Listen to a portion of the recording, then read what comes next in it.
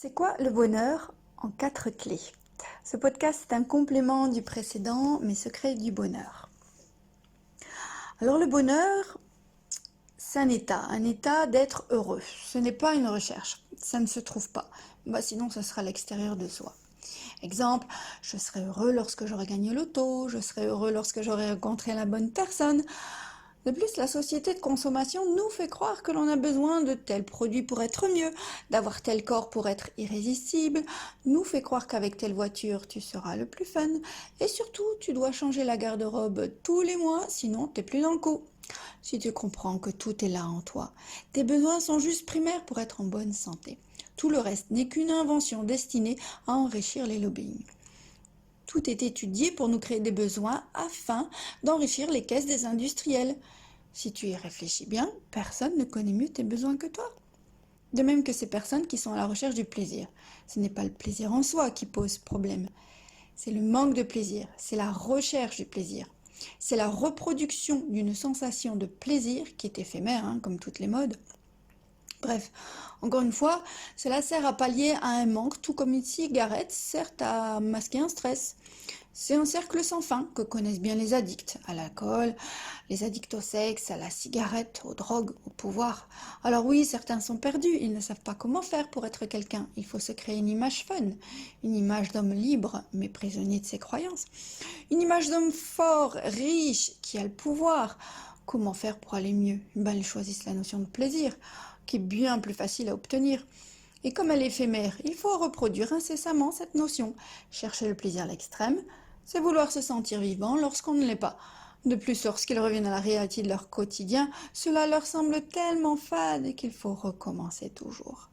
Ce n'est pas faire face, c'est plutôt fuir le bonheur, ou le chercher au mauvais endroit.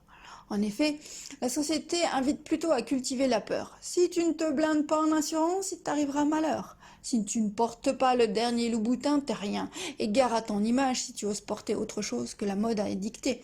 Si tu préfères la nature pour te ressourcer, tu n'es pas sociable, car il vaut mieux se bourrer la gueule pour montrer que tu es intéressant.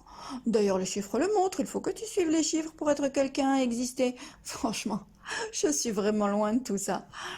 Ne serait-il pas plus judicieux de prendre conscience que le bonheur, ce n'est pas une recherche, qu'il est en soi si on le cultive et si on veut bien le voir?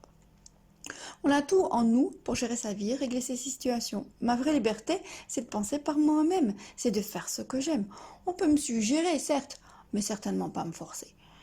Et déjà, ça, c'est une première clé pour le bonheur, c'est savoir qui tu es vraiment et être connecté à cette personne et à tes valeurs. Et surtout, comme tu l'as été conditionné, ne pas être ce que l'on te demande d'être pour suivre le flow de la mode, pour exister, pour être accepté par la société et encore moins pour être aimé par quelqu'un.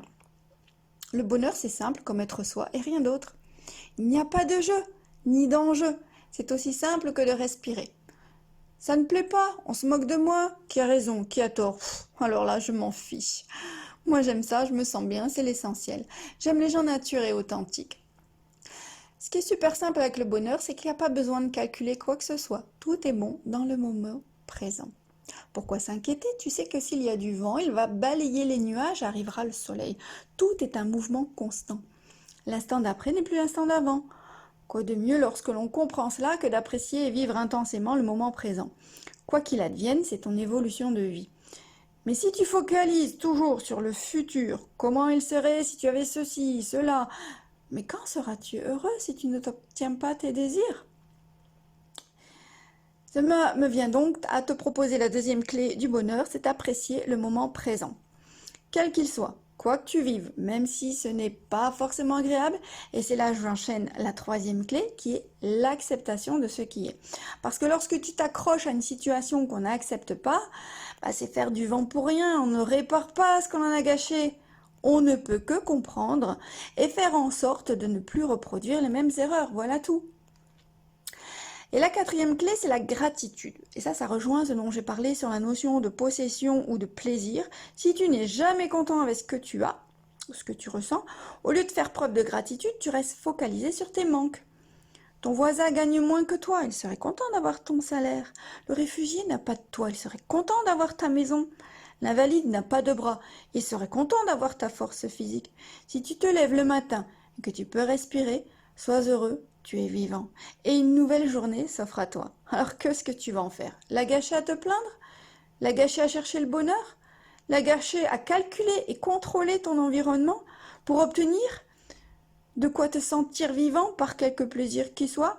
Profite de ta journée sans évoquer de manque, ni de souffrance, ni de besoin, ni de recherche. Tout est là. Il n'y a rien d'autre à faire. Tu peux te coucher et te remémorer tout ce que cette journée t'a apporté, tout ce que tu as vécu ou bien tout ce que tu as désiré, recherché et que tu vas reproduire. C'est ton choix. Alors, mets-moi en commentaire comment tu es heureux. Est-ce que c'était spontané? Est-ce que tu as dû acheter ton bonheur? Est-ce que tu dois le posséder? Comment tu l'as perdu? C'était comment quand tu l'as perdu? Bah oui, parce que si le bonheur ne s'achète pas, il ne se possède pas et qu'il est en nous, ben il ne se perd pas non plus. Personne ne peut te le retirer. Ou bien c'est parce que tu n'as pas suivi la première clé qui est de bien se connaître et d'être connecté à toi-même. Et n'oublie pas de suivre les autres clés qui sont également le moment présent, l'acceptation, la gratitude. Voilà, tout est dit.